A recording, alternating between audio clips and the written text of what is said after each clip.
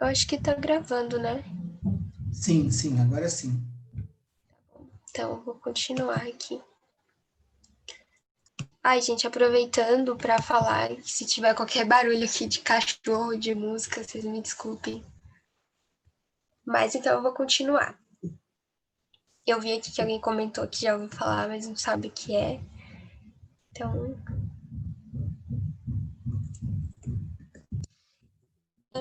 a química orgânica é o ramo da química que estuda compostos que possuem o elemento carbono em sua constituição. Então, agora a gente vai explorar basicamente os compostos que têm carbono. Então, todos os elementos presentes na química orgânica, todos os elementos não, todos os compostos presentes na química orgânica têm o carbono presente. Então, ele vai ser bastante explorado, a gente vai ver as propriedades, vai ver compostos que a gente utiliza no nosso dia a dia e coisas nesse sentido.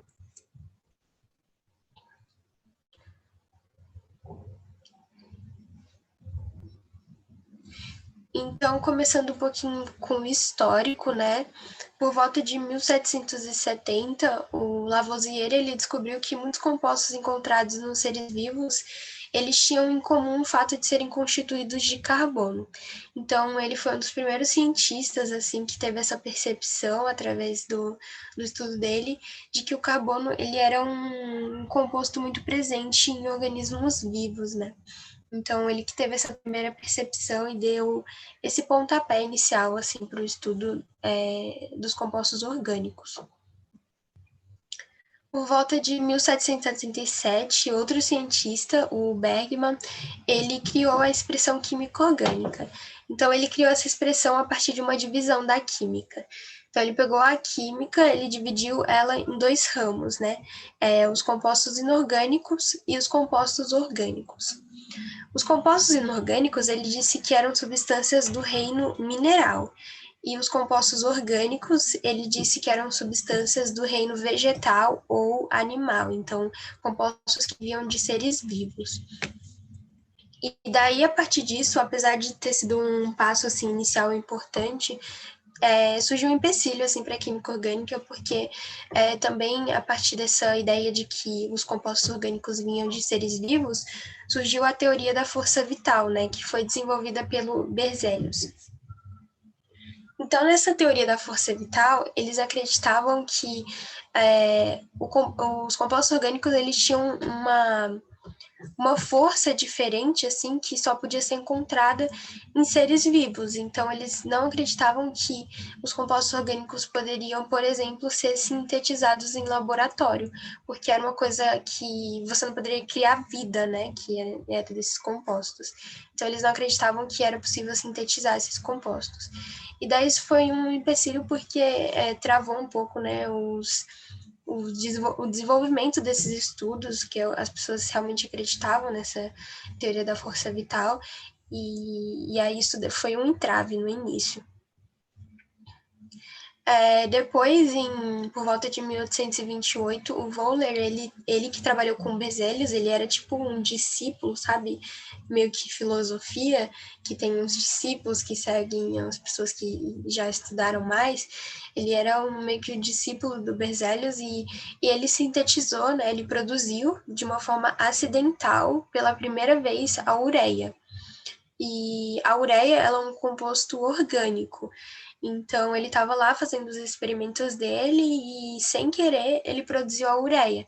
E daí isso foi uma coisa que foi contra a teoria da força vital, né, de que não poderiam ser produzidos compostos orgânicos, porque ele tinha acabado de sintetizar a ureia, que era uma substância que é, por exemplo, produzida pelo fígado, que também vem do metabolismo das proteínas. Então, era uma coisa que só era encontrada no organismo. E, de repente, ele conseguiu sintetizar isso. Então, foi um marco assim, importante para o desenvolvimento da química orgânica. Aqui só tem meio que um fluxograma em relação à ureia, né? Então, ela é produzida pelo fígado, ela também ela é um resultado do metabolismo de proteínas E ela é um composto um pouco tóxico para o organismo, então ela precisa ser eliminada. Então ela vai para a circulação no sangue, filtração pelos rins e acaba sendo eliminada. Então nessa época tinha esse conhecimento de que a ureia ela vinha por esses meios e não poderia ser sintetizada. Aqui só para vocês verem como que foi que isso aconteceu, né? Foi um acidente, mas agora já se tem conhecimento de como que aconteceu. Então ele basicamente pegou o cianato de amônio, que é um composto inorgânico, e aí ele aqueceu, né? Esse triangulinho aqui, ele simboliza aquecimento. E quando ele aqueceu, ele obteve como resultado a ureia, que é tá escrito errado aqui, mas é um composto inorgânico. E foi assim que ele sintetizou a ureia e mudou bastante coisa a partir daqui. E aí outros cientistas que também estudaram com o carbono e a orgânica, o Gmelin, não sei se é assim que pronuncia, mas ele reconheceu que o carbono é um elemento fundamental dos compostos orgânicos. Então, como eu disse, o carbono ele é um elemento muito importante para a química orgânica, né? É um ramo da química exclusivamente para estudar isso. O Kolbe, ele também produziu o ácido acético, que é outro composto orgânico a partir de compostos inorgânicos por um processo de destilação. Então, a partir daí surgiram outras inovações assim em relação à química orgânica.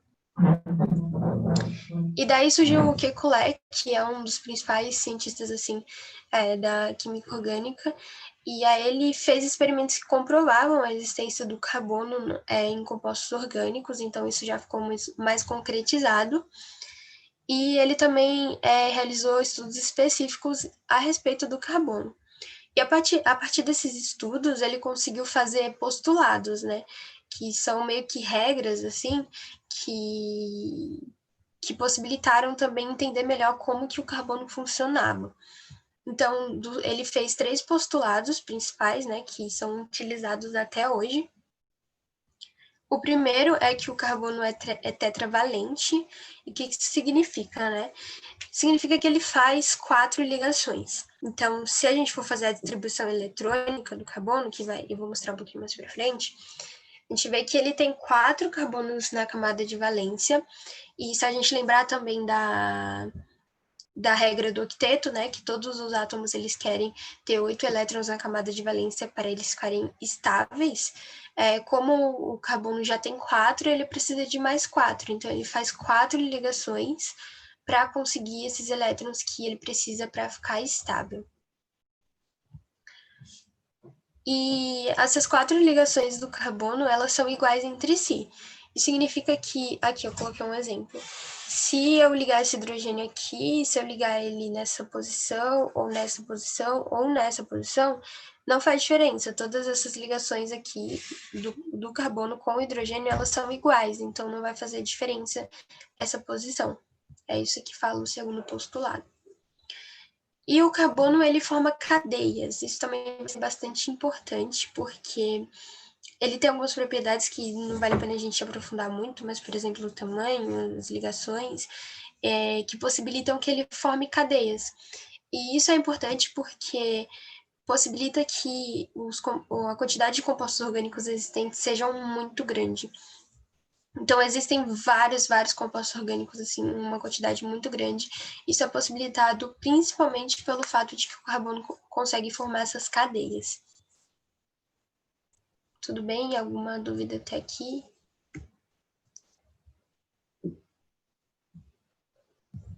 Vou seguir. Se vocês tiverem qualquer dúvida, alguma coisa para falar, podem interromper. Então, assim, resumindo, os compostos orgânicos aqui, a gente pode ter compostos naturais que são extraídos de fontes naturais, né, como, por exemplo, o petróleo, e a gente também pode ter sintéticos, né, então a gente viu aqui na linha do tempo que houve essa descoberta de que pode-se sintetizar compostos orgânicos. Então, por exemplo, remédios, medicamentos, enfim, muitas coisas a gente consegue sintetizar hoje em dia, que são compostos orgânicos. E daí outro ponto importante é que quando a gente for estudando a química orgânica, além do carbono aqui, a gente vai ter outros elementos que vão estar muito presentes. E esses elementos são principalmente o hidrogênio vai estar em toda molécula que você pode imaginar. O oxigênio aparece bastante também, o nitrogênio, o enxofre, o fósforo, todos esses átomos eles vão estar bastante presentes. Então, existem basicamente duas formas assim de estudar os compostos orgânicos, que é através da análise, né? Então, você isolar um composto de algum material vegetal ou animal que já existe, por exemplo, a extração de uma essência vegetal através de alguns processos em laboratório, e daí você consegue isolar a molécula que você quer analisar e fazer essa análise, né, para estudar o composto orgânico. Mas você também pode sintetizar, que é produzir compostos com características idênticas ou parecidas com as naturais. Então, aqui o exemplo do analgésico, você pode desenvolver ele de acordo com uma característica que você precisa, e aí também é uma forma interessante de estudar esses compostos.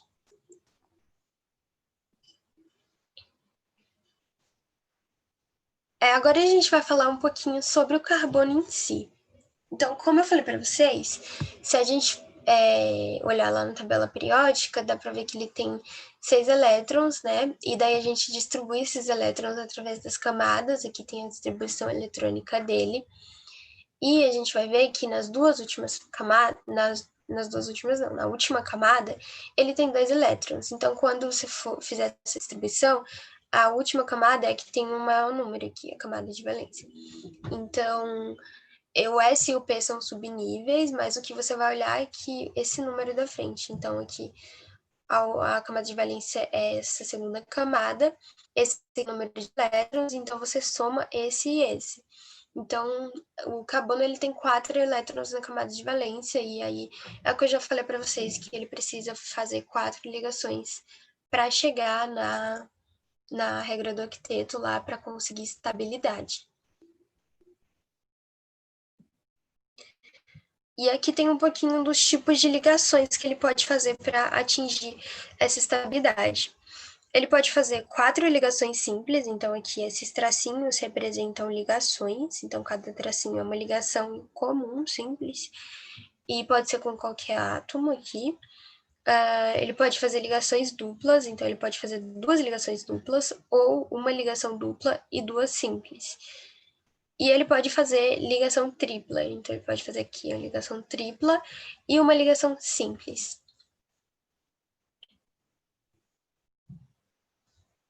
A gente também pode classificar os carbonos. E a primeira classificação, que é bem interessante, é em relação à quantidade de carbonos com as quais o carbono que você está analisando está ligado. Então, a gente tem carbonos primários, secundários, terciários e quaternários. O que isso significa? Um carbono primário, ele só está ligado a um outro carbono ou a nenhum. Um secundário, ele está ligado a 2 átomos de carbono, um terciário a 3 e um quaternário a 4. Então, esses nomes são bem intuitivos, o legal é vocês olharem na molécula e identificar onde que tá esses carbonos. E aí eu vou mostrar aqui para vocês um exemplo. Por exemplo, esse primeiro carbono aqui, ele está ligado a 3 hidrogênios, então esse número 3 aqui fala que ele está ligado a 3 hidrogênios, e aqui, desse lado aqui, ele está ligado a um carbono. Como ele só está ligado a um carbono, ele é chamado de carbono primário. E aí, se você for para o carbono do lado dele, apesar desse carbono ser primário, esse aqui, ele já tem outros tipos de ligação aqui, então você tem que olhar para ele também. Então, ele está ligado a esse carbono aqui, como eu já mostrei. Ele também está ligado a esse aqui. E ele também tem uma ligação aqui embaixo. E além do hidrogênio aqui. Então, ele faz sempre 4 ligações. Então, a primeira é com hidrogênio, a segunda é com esse carbono, a segunda com esse carbono, e a terceira com esse carbono, e a quarta com esse carbono. Então, ele está ligado a 3 outros carbonos. Então, ele é chamado de carbono terciário. Então, é bem intuitivo isso, é só vocês olharem mais para a molécula e ficar observando, assim, quais são os átomos que estão ligados no carbono. Uma coisa importante sobre essa classificação é que você vai classificar de acordo com o número de carbonos que está ligado ao outro. Então, você pega aqui esse primeiro carbono e vai analisar ele. Você tem que olhar para quais são, se tem carbono ligado a ele, e quais são esses carbonos.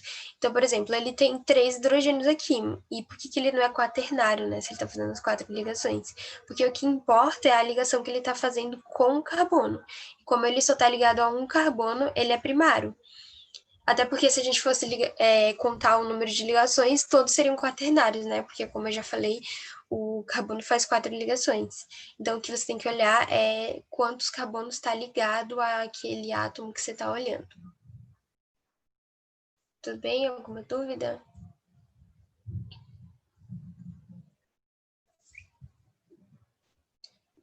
Jackson, se tiver alguma dúvida no chat, se você quiser falar também. Sim, eu vou acompanhando aqui, mas por enquanto eles não se manifestaram. Tá bom, obrigada. Se eu estiver falando muito rápido, também me avisem, que às vezes eu falo rápido. Daí a segunda classificação que a gente pode fazer em relação ao carbono. O carbono ele pode ser saturado ou insaturado. Um carbono saturado ele só faz ligações simples. E um carbono insaturado ele faz uma ou duas ligações duplas ou uma ligação tripla. Então, no primeiro exemplo, a gente vai sempre olhar aqui só para os carbonos. E aí, nesse primeiro exemplo, ele só está fazendo ligações simples. Ó. Esse tracinho único significa que ele só está fazendo uma ligação simples. Então, aqui com hidrogênio, com carbono, só ligações simples. E o carbono insaturado, por outro lado, ele está fazendo ligações duplas ou triplas. Então, aqui vocês podem ver que tem 2 tracinhos. Então, é uma ligação dupla. E daí, nessa molécula, é interessante a gente olhar para cada um dos carbonos, porque apesar desse carbono aqui, que está fazendo uma ligação dupla, ele ser um carbono insaturado, esse outro ele não está fazendo ligação dupla, então ele não é insaturado, ele é saturado.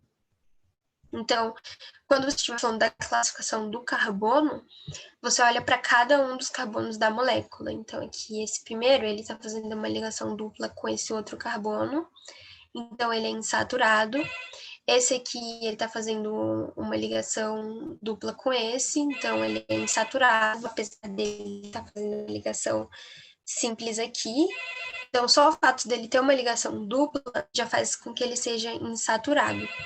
E os outros dois, como eu já falei, eles estão fazendo ligações simples, então eles são saturados.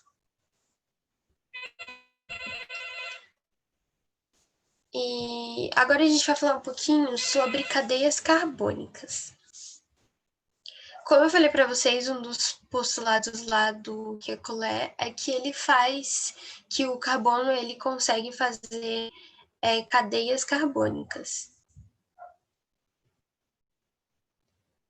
Ele consegue fazer essas cadeias, então ele consegue juntar muitos carbonos, formar uma molécula bem grande, assim. E aí eu coloquei um exemplo aqui só para vocês verem de uma molécula que é meio diferente, assim, que ela tem uma parte aqui que ela é cíclica e tem outra parte que não é cíclica. Tem átomos diferentes aqui que eu vou explicar depois para vocês também. E, inclusive, essa aqui é a molécula, eu peguei bem aleatório mesmo, mas é a molécula da hidroxicloroquina, e aí eu tava olhando e achei que ela é bem completa, assim, fica legal para vocês olharem depois.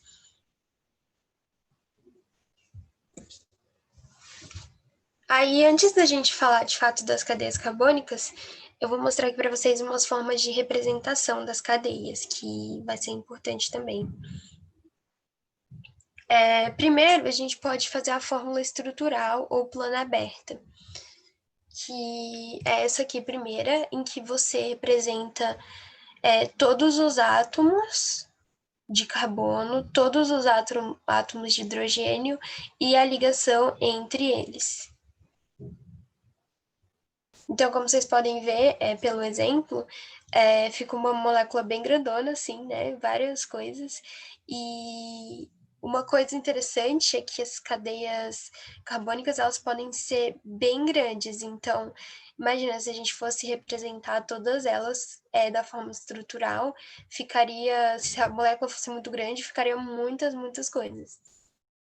E daí, por isso, que também tem outras formas de representação, como a fórmula estrutural plana condensada, que é basicamente condensar ela, né? Tipo, colocar os hidrogênios, por exemplo, aqui, sem essa representação da ligação, porque você já sabe aqui que ele está ligado no carbono, e, na verdade, sem a representação das ligações como um todo, né?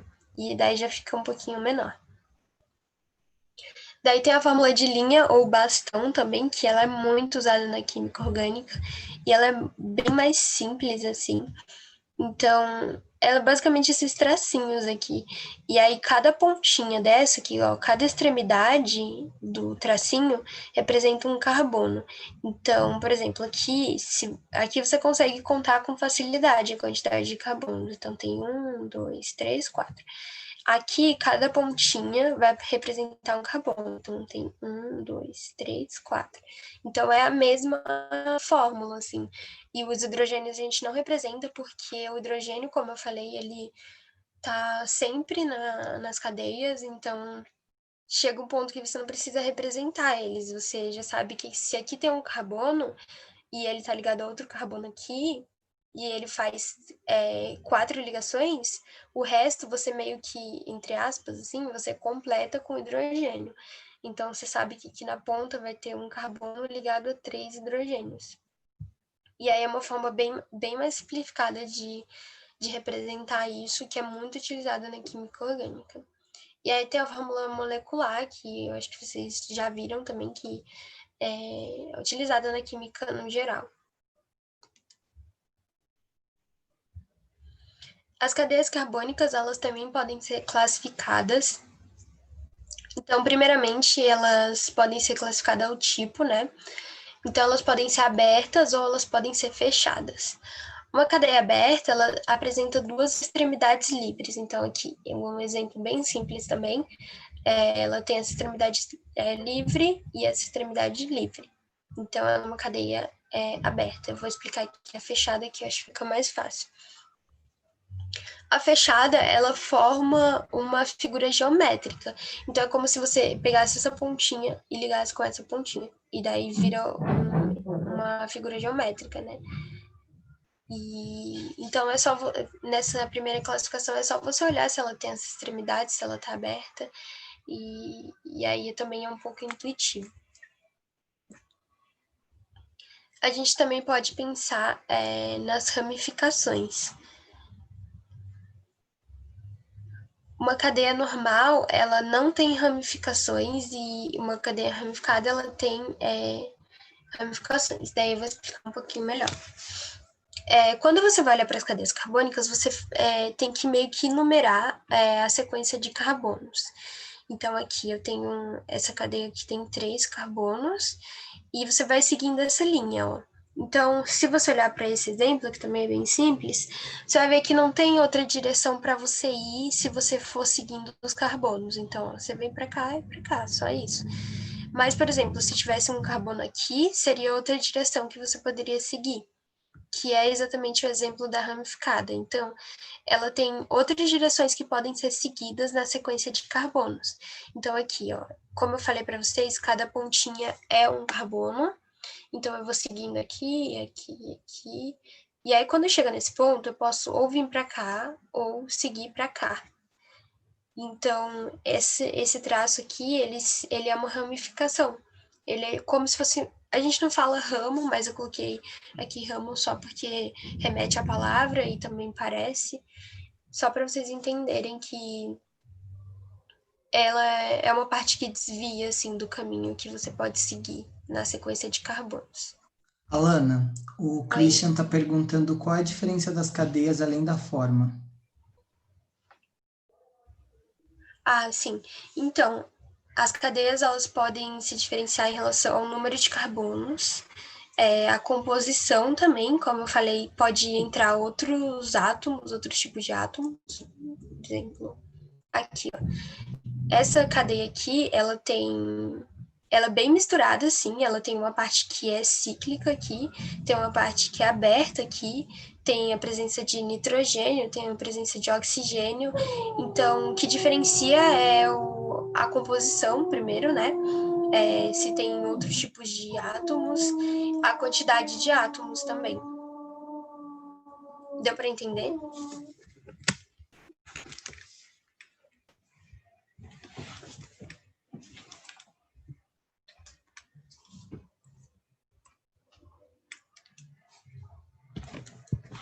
Deu para entender isso?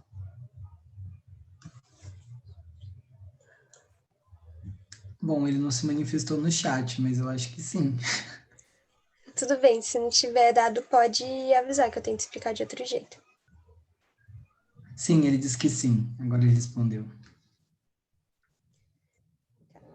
Então, aqui seguindo a classificação das cadeias, também dá para classificar elas em relação à homogeneidade e à heterogeneidade. Então, as cadeias elas podem ser homogêneas ou heterogêneas.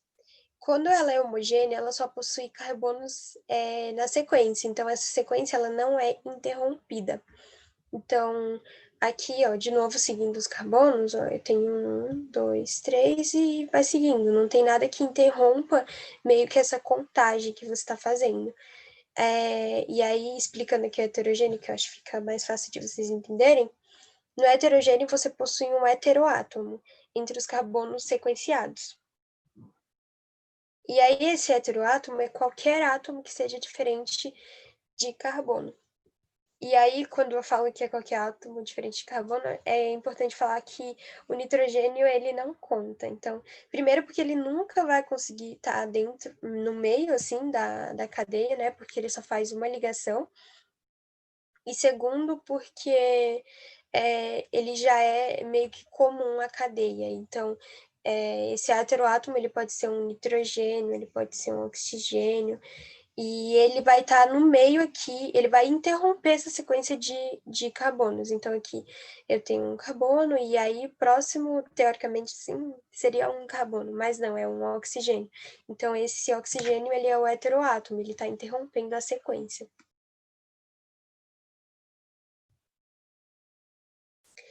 E aí, a última classificação das cadeias carbônicas é em relação à saturação.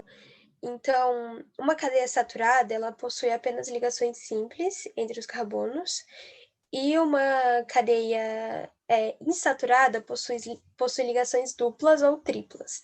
Aqui eu não coloquei exemplo, mas eu vou voltar aqui para mostrar para vocês, que já tem aqui. Então, aqui, nessa classificação, a gente estava falando do carbono.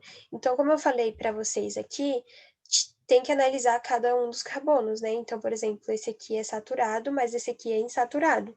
Só que quando a gente está falando da classificação da cadeia, você vai olhar para o conjunto aqui. Então, se tiver uma ligação dupla, a cadeia já é insaturada. Se tiver uma ligação tripla, a cadeia já é insaturada. E daí, nesse segundo caso, se na cadeia, se você olhar assim em conjunto e não tiver nenhuma ligação dupla, nenhuma ligação tripla, apenas ligações simples, então é uma cadeia saturada.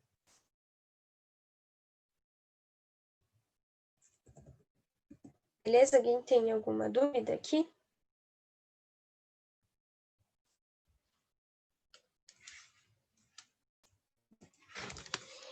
Então, eu peguei um exemplo aqui para vocês. Só um minutinho. Eu peguei um exemplo aqui para vocês darem uma analisada, assim. Queria que vocês respondessem, mas vocês estão muito calados. Então, se vocês quiserem olhar depois também, tudo bem. Mas eu peguei esse exemplo para vocês analisarem a cadeia e olharem, por exemplo, quantos carbonos primários, quantos secundários, quantos terciários e quantos quaternários tem nessa cadeia. É uma cadeia aberta ou é uma cadeia cíclica? Ela é ramificada ou normal? É hétero ou homogênea? saturada ou insaturada. Então, é legal vocês fazerem esse exercício para fixar mesmo esses conceitos, assim. Não sei se vai ter uma questão perguntando diretamente, assim, se a cadeia é ramificada ou normal, mas é legal vocês saberem esses conceitos, porque eles podem estar inseridos, assim, numa questão mais complexa. Então, para vocês treinarem um pouquinho.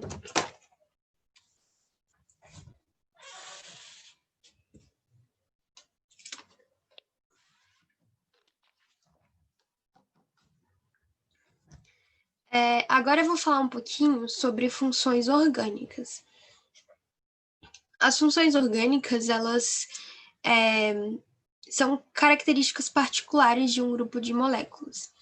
Então, por exemplo, algumas moléculas têm o nitrogênio como característico, e elas são agrupadas em só um exemplo aleatório, mas é esse agrupamento das moléculas orgânicas que tem uma característica em comum. A primeira função orgânica, e que é muito importante, assim, e existem muitos compostos relacionados a ela, é dos hidrocarbonetos. Então, os hidrocarbonetos são substâncias moleculares, né, que são, só para relembrar, unidas por ligações covalentes, e possuem apenas átomos de carbono e hidrogênio, que está errado, gente, vou arrumar depois. É hidrogênio, aqui não é oxigênio. Então, todos os hidrocarbonetos, eles vão ter átomos de carbono e hidrogênio. E um exemplo é o petróleo, que é uma mistura de vários hidrocarbonetos e que é uma substância que dá para ser extraída de fonte mineral. E como é uma mistura, esses hidrocarbonetos eles podem ser separados por destilação fracionada, e depois talvez vocês vejam isso em algum momento, mas é basicamente colocar a mistura aqui nesse aparelho, e aí os hidrocarbonetos eles vão sendo separados de acordo com algumas características que eles possuem.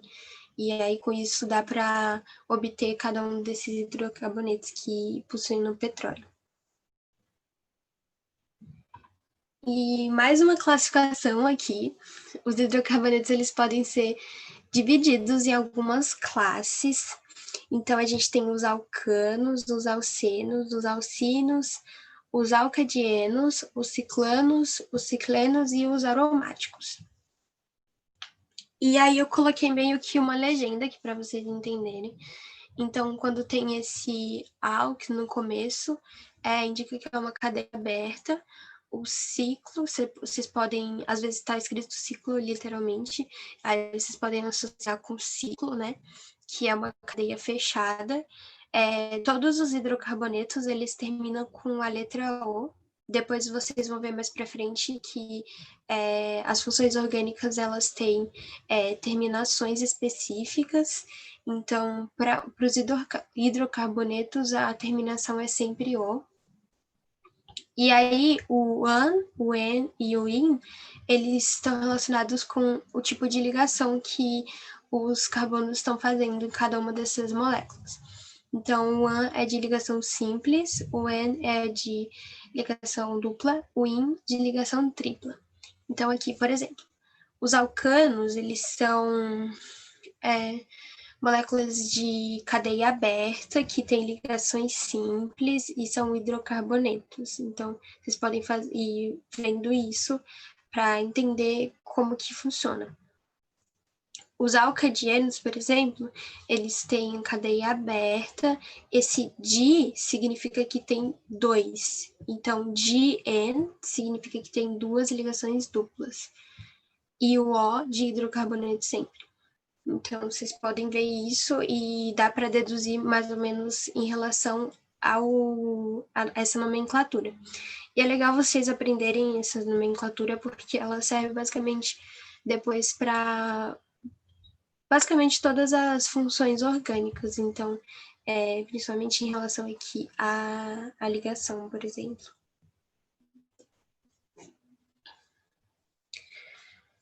E a gente vai falar um pouquinho também sobre as funções oxigenadas, que são compostos orgânicos formados por carbono, hidrogênio e oxigênio. Agora sim tem oxigênio, no outro não tem oxigênio. Então, existem algumas funções orgânicas, que são os alcoóis, os fenóis, os enóis, os aldeídos, acetonas, os ácidos carboxílicos, os ésteres e os éteres. Aí esse slide está duplicado. Então, começando aqui com os alcoóis, eu vou mostrar para vocês qual que é o grupo funcional, basicamente, assim, para vocês conseguirem identificar, que geralmente tem questões relacionadas à identificação das moléculas. Eu já vi questões que era literalmente você indicar quais eram as funções orgânicas presentes numa molécula, assim, gigante da questão. Então, é legal vocês saberem essas funções orgânicas para vocês olharem para a molécula e conseguirem falar, essa é a função álcool. Então, os alcoóis, eles apresentam um grupo funcional hidroxila, que é esse OH, e ele é ligado a um carbono saturado. E lembrando, o carbono saturado faz uma ligação simples. Os álcoois, eles geralmente são solúveis em água, são considerados ácidos fracos. E aí um exemplo bem prático aqui do cotidiano é o etanol. Então, aqui tem um carbono, 2 carbonos, e o OH aqui, que é a função hidroxila, ligada aqui na pontinha da molécula, ligada ao carbono saturado. Alguma dúvida? Alguma coisa?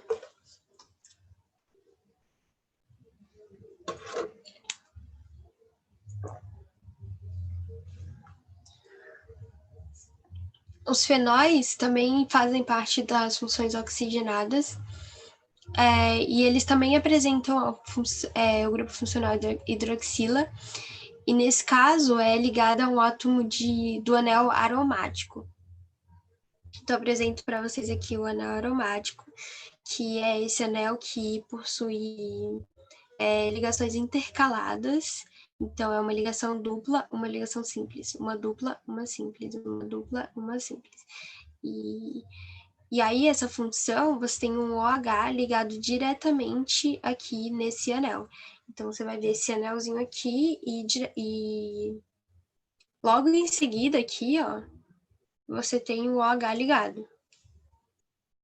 E algumas características é que eles podem ser altamente corrosivos e tóxicos, e, por outro lado, também só podem ser utilizados na indústria de cosméticos e corantes, que é um pouco estranho, né? Mas lembrando que, assim, a toxicidade e a capacidade corrosiva deles pode estar relacionada à quantidade também e aos outros compostos que vão tá ali no produto. Então, dá para usar em cosméticos, em corante, mas também pode ter esse outro lado de ser corrosivo e tóxico.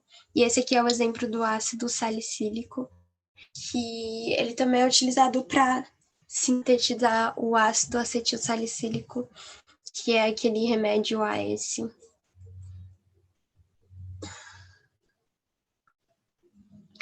E a gente também tem os enóis, que eles apresentam um grupo funcional também hidroxila, mas aí nesse caso, a hidroxila está ligada a um átomo de carbono insaturado. E aí vocês podem ver a diferença aqui, né? Que no primeiro caso a gente tinha um álcool que tinha também hidroxila e era ligado a um carbono saturado. E nesse caso é insaturado. Então, essa diferença já mudou, sim, a função orgânica. Então, aqui a característica é que são compostos muito estáveis, e aí um exemplo é o etanol. E aqui na molécula vocês podem ver, ó, esse carbono ele é insaturado porque ele está ligado, está fazendo uma ligação dupla com outro carbono. E aqui logo em seguida tem a hidroxila ligada a ele. Então já é isso que diferencia do álcool, né? Aí na função aldeído, isso muda um pouquinho. Tem um oxigênio também, né? Porque é a função oxigenada. Mas no caso do aldeído, o grupo funcional é a carbonila, que é esse C dupla O. E tá ligado à extremidade da cadeia. Então, aqui as características. A solubilidade em água aumenta conforme o tamanho do composto.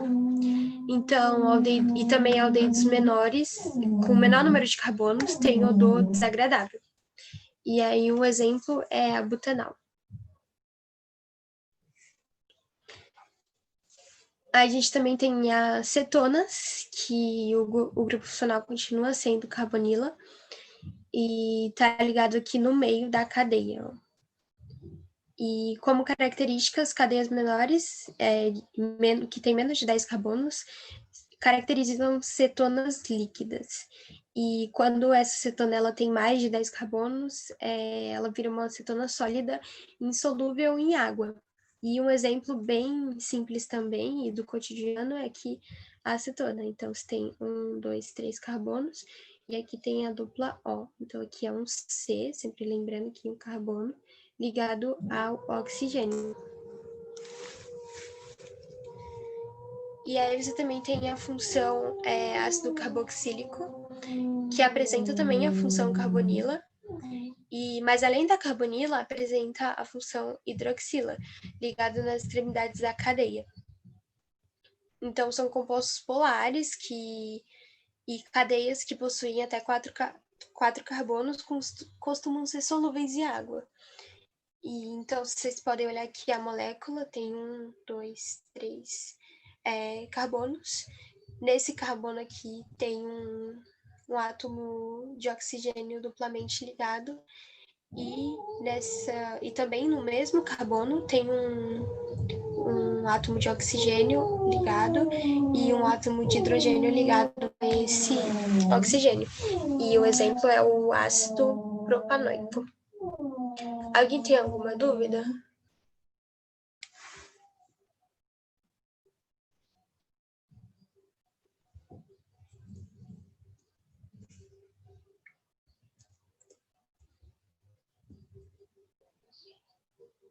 Alguém, alguma dúvida? O vizinho começou a fazer a obra ali, gente, então desculpa o barulho. Eu vou parar de apresentar só para ver o chat.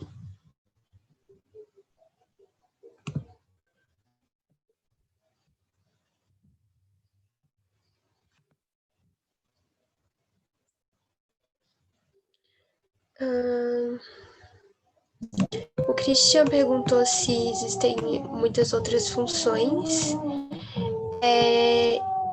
Muitas outras, depende do que você chama de muito, mas eu diria que não.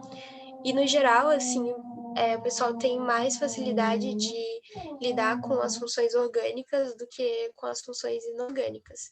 Então, as funções orgânicas, elas têm maior quantidade do que as inorgânicas, só que elas não são muito complexas de entender, assim.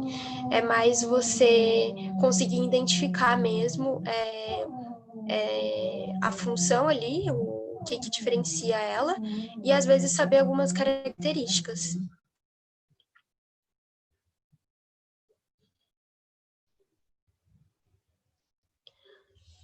Em relação ao nome, se você pegar, por exemplo, aquilo que eu mostrei dos hidrocarbonetos, já dá para você saber algumas coisas. E aqui eu não coloquei porque eu acho que eu espero que dê tempo de fazer uma aula sobre nomenclatura, que tem tipo uma regrinha, assim, para montar a nomenclatura do composto. E como eu falei do hidrocarboneto, sempre tem uma terminação pro composto. Então, é basicamente seguir essa regrinha que você consegue montar.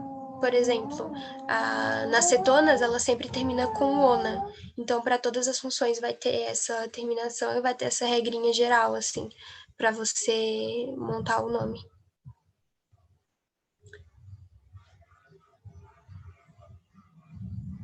Alguém tem mais alguma dúvida?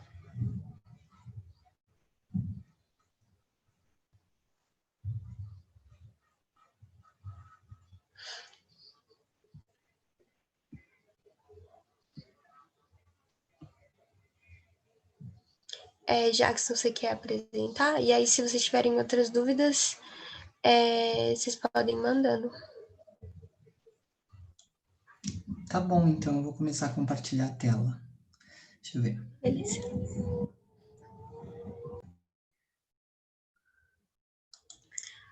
O Amaurildo perguntou aqui como isso costuma ser vir nas provas.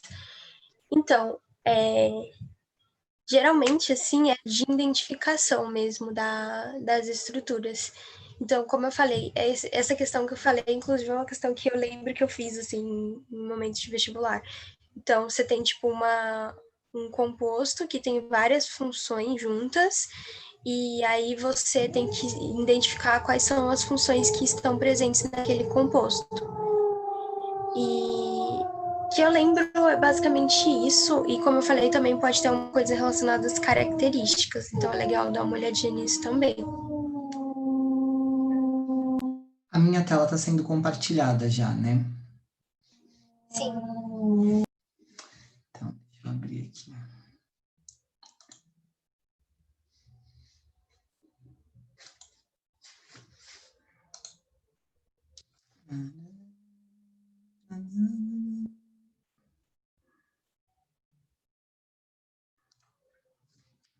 Bom, boa tarde, pessoal. Eu sou o Jackson. Eu não dei nenhuma aula ainda aqui de forma online, somente presencial antes da pandemia, mas agora eu estou de volta e ainda consegui pegar o finalzinho desse semestre. Então, eu vou dar continuidade à aula, que a Alana deu a introdução, uma introdução muito boa, inclusive. Espero que vocês tenham conseguido pegar pelo menos a essência e a gente recomenda que vocês continuem estudando, até porque a gente só expõe o conhecimento, parte do conhecimento para vocês, e vocês correm atrás de todo o resto, obviamente, até porque o aprendizado de vocês depende mais de vocês do que de nós mesmos, né? E lembrem-se sempre que nós, professores, também fomos alunos, somos alunos ainda, e não foi fácil para a gente aprender, não foi fácil para a gente decorar, e a gente chegou até aqui. Então, vocês também vão conseguir, tá bom? Então, não se desesperem. Química orgânica, não sei se felizmente ou infelizmente, ela é a base do princípio de decoreba. Então, se você conseguir decorar boa parte das coisas, principalmente das funções orgânicas, e as características dos compostos orgânicos e outras atribuições orgânicas, vocês conseguem fazer uma prova com bastante tranquilidade. Claro que por associação, e até mesmo como a Alana citou várias vezes, por intuição, a gente consegue, então, chegar num resultado bom, né, nos vestibulares. Essa aula foi utilizada algumas referências, que é o Brown, a ciência central, e o Kleiden. Um deles é nas edições, na 13ª edição, e no outro na 2ª edição. E o Brown está em português, o Kleiden em inglês. O Brown é um livro universitário, mas que eu super recomendo se vocês conseguirem um PDF, ou às vezes até mesmo o capítulo do livro, seria muito interessante. Outro que eu recomendo é o Solomons, dá para estudar de uma forma bem tranquila, tem bastante exercício, dá para vocês conseguirem, dá para conseguir progredir bastante. Então eu vou dar uma continuidade então em funções nitrogenadas, características dos compostos orgânicos, isomeria plana constitucional e isomeria espacial. Bom, falando de funções orgânicas nitrogenadas, são compostos que podem ser considerados derivados da amônia, e pela substituição de 1, 2 ou 3 hidrogênios por grupos orgânicos. Nós podemos classificar as aminas como primárias, secundárias e terciárias. Bom, quando se trata de nomenclatura, a gente cita o grupo análogo ao hidrocarboneto, e como a Alana falou, a gente substitui o O terminal da palavrinha e substitui por amina, né? Substitui essas vogais, né? A vogal A, o O, e coloca a amina. Então, se a gente for falar das aminas primárias, secundárias ou terciárias, então a amina primária ficaria metilamina, a amina secundária dimetilamina, e a amina terciária timetilamina. E aí, se você for ler tudo, né, metilamina, dimetilamina e trimetilamina, também tá tudo certinho. Se a gente for falar desses compostos um pouco mais complexos, né, isso não é muito cobrado no vestibular, nomenclatura, mas mais identificação dessas funções orgânicas nesses compostos, né? Então, a gente tem o grupo amina aqui, um grupo amina aqui e outro grupo amina aqui. Então, eu não vou postergar muito e nem tomar muito tempo de vocês tentando ensinar esse tipo de nomenclatura, porque é um pouco mais complexa e a gente só vê isso mesmo no ensino superior. Existem outros compostos com função nitrogenadas que são bem conhecidos, né? Esse aqui é a cafeína, aqui a cocaína e aqui a morfina. E a gente sempre procura onde estão os grupos funcionais, né? Então, onde estão os nitrogênios. Então, aqui nós temos aminas aqui, ó. Aqui e aqui. Aqui também temos amina e aqui ela está aqui. Geralmente nos vestibulares é isso que é cobrado, tá bom? Bom, quando se trata das classificações das aminas, então, como eu já tinha citado, a amina ela pode ser primária, secundária ou terciária. A amina terciária, ela tem um odor forte e bem desagradável. E ela remete sempre ao cheiro do peixe, né? Então, quando a gente vai na feira e sente aquele cheiro forte de peixe, é dessa amina terciária.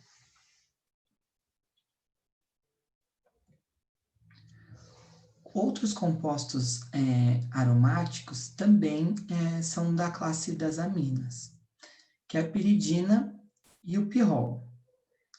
E por incrível que pareça, sim, eles são compostos aromáticos, né? A gente às vezes só associa ao benzeno, mas a piridina e o pirrol também são compostos aromáticos. Então, para vestibulares mais específicos, de medicina ou de algumas federais, de algumas universidades privadas, eles cobram esse tipo de questão às vezes, né? Perguntam se a piridina ou o pirrol são compostos aromáticos e muita gente às vezes acaba errando dizendo que não, principalmente o pirrol, né, que não parece muito aromático.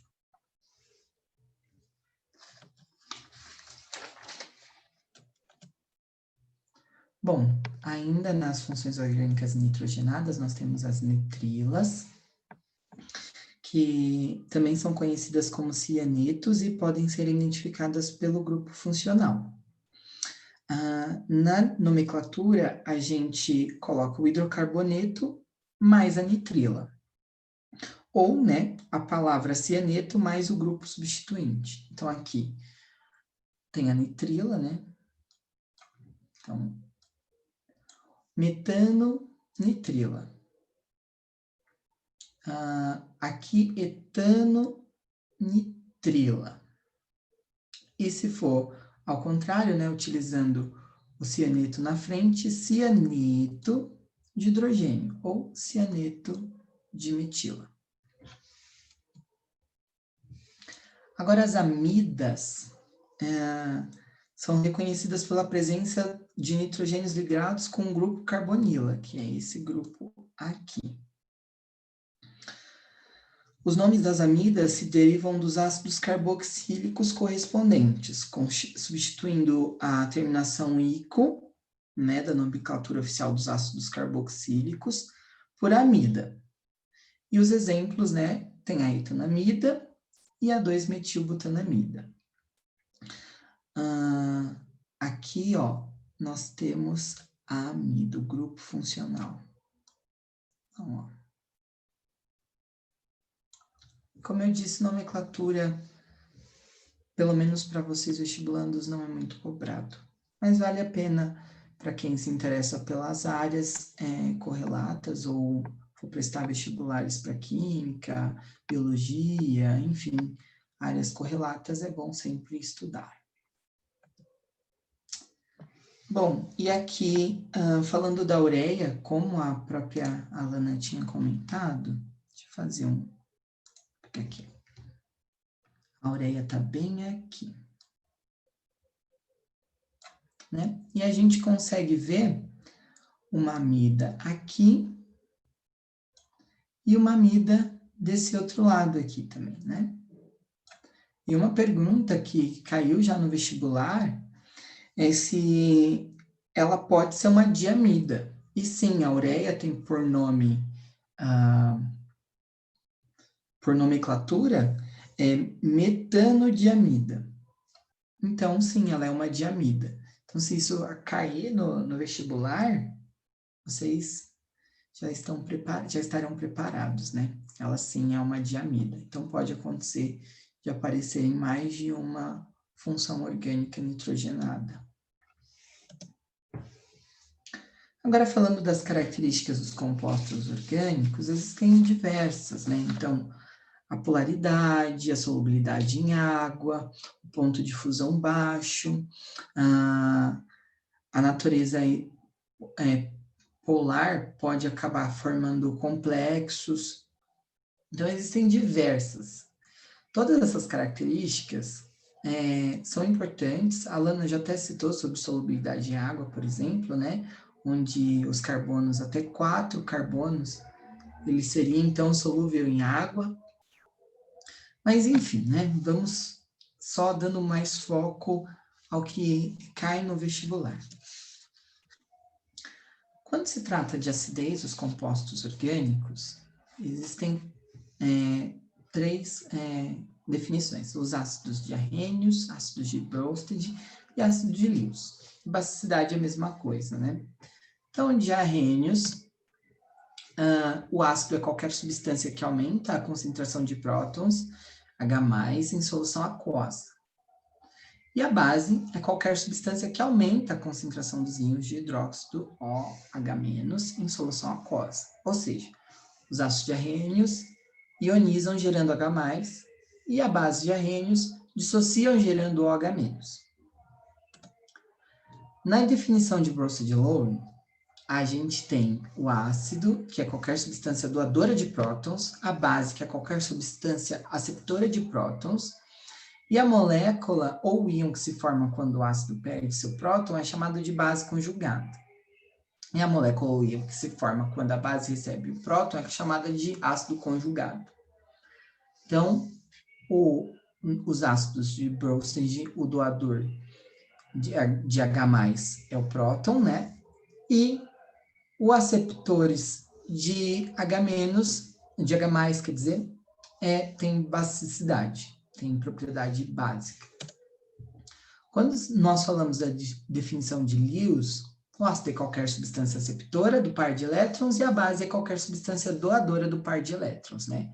Ou seja, os aceptores, os que recebem o par de elétrons ou qualquer que doa os elétrons. Esse tipo de pergunta, às vezes, cai no vestibular também, então é importante vocês anotarem ou tirarem print, enfim. Bom, agora vamos falar de isomeria. Já partindo para o final. Primeiro, né, a gente fala de isomeria plana, que está inclusa a isomeria de cadeia, a isomeria de posição, a isomeria e a tautomeria. Quando se trata de isomeria de cadeia, né, é um fenômeno observado na química orgânica, onde os compostos diferentes com propriedades diferentes podem ter a mesma fórmula molecular. Então, aqui a gente observa uma cadeia aberta e normal, uma cadeia aberta e ramificada. Então, aqui ela está só abertinha, né? Deixa eu trocar o apontador aqui. Então, aqui a gente consegue perceber que ela só está aberta, né? E aqui ela tem uma ramificação, que pode ser ou aqui em cima, ou aqui embaixo, enfim, é indiferente, né? Então, a gente considera essa aqui a cadeia principal e essa aqui a ramificação. Mas todas elas têm a mesma fórmula molecular, né? C4H10, C4H10. Outro exemplo seria essa cadeia aberta com uma insaturação ou uma cadeia fechada, né? Cíclica, ou até uma cadeia mista, que ela seja cíclica e ainda com uma ramificação, mas todas com a mesma fórmula molecular, que é C15H10, C5H10.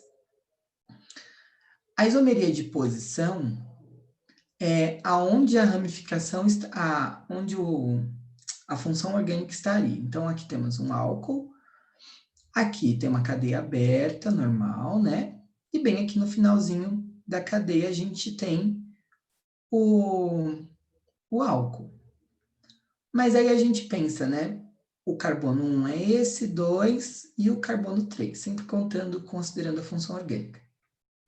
Nesse caso, é indiferente para qual lado eu vou contar o carbono, né? Então, pode ser 1, 2, 3, 1, 2, 3. A função está bem aqui no carbono 2. Bom, temos essa aqui, que seria da insaturação. Uma insaturação no carbono entre o carbono 1 e 2, ou no carbono 2 e 3. Todas com a mesma fórmula molecular.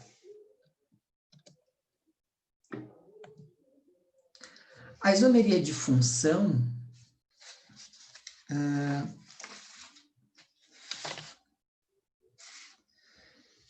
ocorre quando as moléculas da mesma fórmula molecular se diferem quanto às funções orgânicas. Então, álcoois e ésteres, por exemplo, álcoois aromáticos, ésteres aromáticos e fenóis, aldeídos e cetonas, ácidos carboxílicos ou ésteres, que é o que está aqui. Então, aqui a gente tem uma cetona, e aqui a gente tem um aldeído. Mas a fórmula molecular dos dois é a mesma. A mesma coisa aqui. Isso é um éster, que ele está bem aqui. E um ácido carboxílico, que está aqui. Com a mesma fórmula molecular. Então, uma isomeria de função. São funções orgânicas diferentes, né? Então, uma cetona, um aldeído. Mas a molécula tem a mesma fórmula molecular. A tautomeria parece complexa, mas não é. Então, a gente pega aqui um aldeído, né? São aldeído bem aqui. Bonitinha. E esse hidrogênio, ele é atraído por esse oxigênio. Eu vou mudar a cor para ficar mais fácil de ver. Ai, calma aí. Cor da tinta, pode ser esse verde. Ele é atraído por esse oxigênio, né? E aí ele forma um álcool aqui, no finalzinho. Nossa, ficou bem feio, mas dá para ver. Continua vindo. E, ao mesmo tempo que esse hidrogênio vem para cá, essa ligação dupla aqui, ela passa para esse carbono, bem nesse local. E aí a insaturação muda de lugar. E aí vira de um aldeído para um enol. Só que ele está em equilíbrio, então ele fica indo e voltando. Ao mesmo tempo que ele é um enol, daqui a pouco ele é um aldeído, daqui a pouco ele é um enol de novo, daqui a pouco ele é um aldeído, e até o mundo acabar. E aqui a acetona é a mesma coisa, né? Então, nós temos uma acetona aqui, que esse hidrogênio sendo atraído, cadê? Cor. Sendo atraído por esse oxigênio, forma um álcool, e a ligação dupla automaticamente tem que sair dali, né? Porque senão não vai dar certo. Ela vem para cá, formando um enol também. Então, vai ficar acetona, enol, enol, cetona, cetona, enol, em equilíbrio químico. A isomeria geométrica, por convenção, né, se estabeleceu que os grupos de maior prioridade em cada carbono. Então, os grupos de maior prioridade do mesmo lado do plano é a conformação Z. E os grupos de maior prioridade em lados opostos do plano, a conformação E. Desculpa. Um minutinho. Deixa eu só tomar água, porque estou engasgado.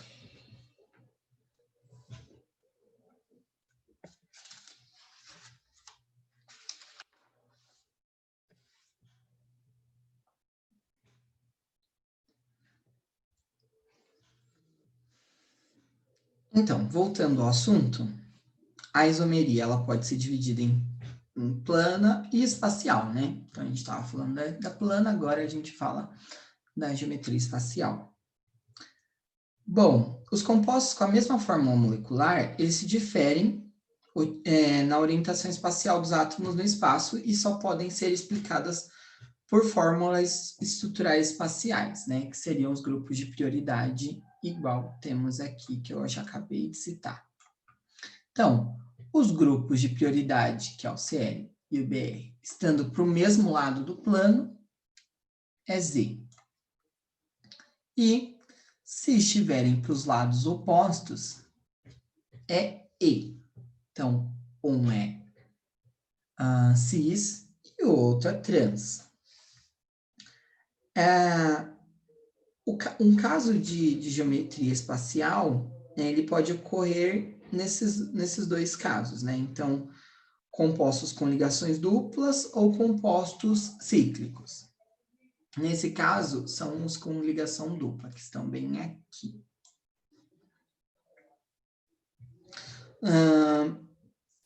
Deixa eu ver. Acho que agora... tá. Criaridade. É uma propriedade puramente geométrica, né? O objetivo é quirar sempre que não é sobreponível à imagem no espelho, do grego kyrios, mão. Então, aqui a gente tem uma molécula quiral, quando a gente escolhe o carbono central, que faz as 4 ligações, e as 4 ligações deles são diferentes, né? E quando o objeto é sobreponível um ao outro, né, como uma mão, ele é quiral. E como determinar, né, se essa molécula é quiral ou não? Construindo modelos moleculares e verificando a presença de planos de simetria na molécula. Então, ela vai funcionar como um plano imaginário, que é esse espelho aqui, né? Tem um plano imaginário que corta a molécula de maneira que as duas metades desta sejam uma imagem especular da outra. Os enantiômeros possuem propriedades físicas idênticas, exceto sua interação com a luz plano polarizada, que é a atividade óptica, né?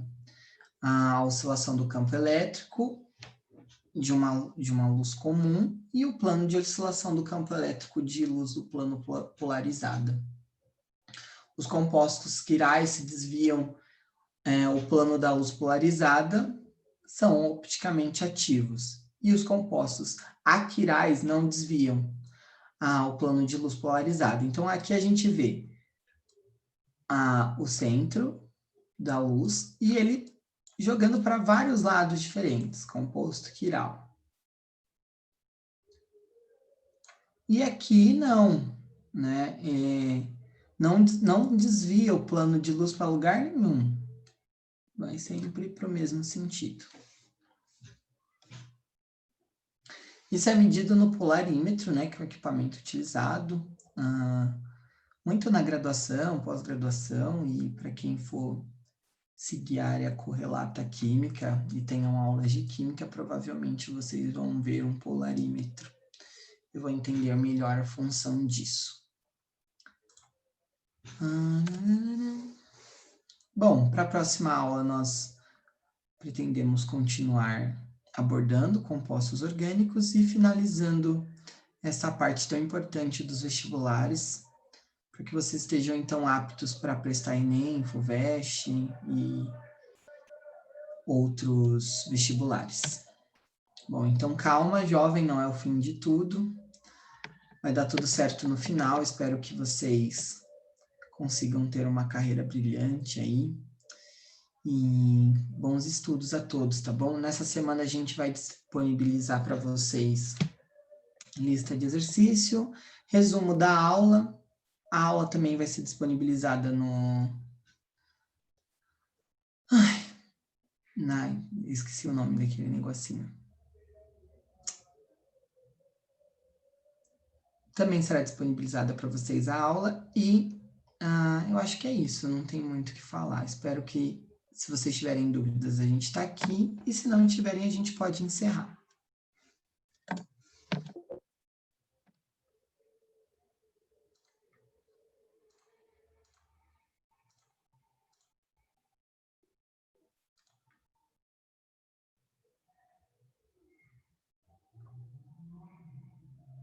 Todos vivos ou morreram todos?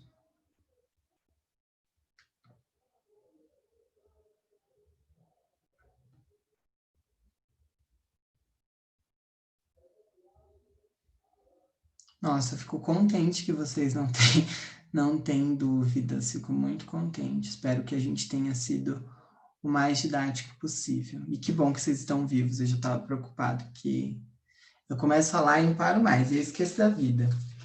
Mas, queridos, muitíssimo obrigado. E sim, Amarildo, é um pouco difícil mesmo. Mas assim, tudo ninguém consegue decorar, mas você vai conseguir aos pouquinhos associando, né? Vai tentando sempre lembrar por associação, vai dar tudo certo. Alana, quer acrescentar mais alguma coisa? Acho importante vocês darem uma revisada nisso, então olhem de novo, tentem procurar mais conteúdo na internet, porque a gente passa algumas coisas aqui, mas não dá para passar tudo, então procurem um pouquinho isso. Mas não dá mesmo para decorar tudo, mas tenho fé que pelo menos o básico, assim, se vocês conseguirem decorar, já é bastante coisa. Sim, concordo, é verdade. Mas é bom vocês estudarem a parte também, procurarem outros conteúdos na internet, para enxertar aquela parte do conhecimento que a gente já tentou transmitir para vocês hoje, tá bom? Eu acho que é isso, né? A gente pode encerrar, Alana? Sim, obrigado, pessoal. Até a próxima. Tchau, galera. Obrigado, viu?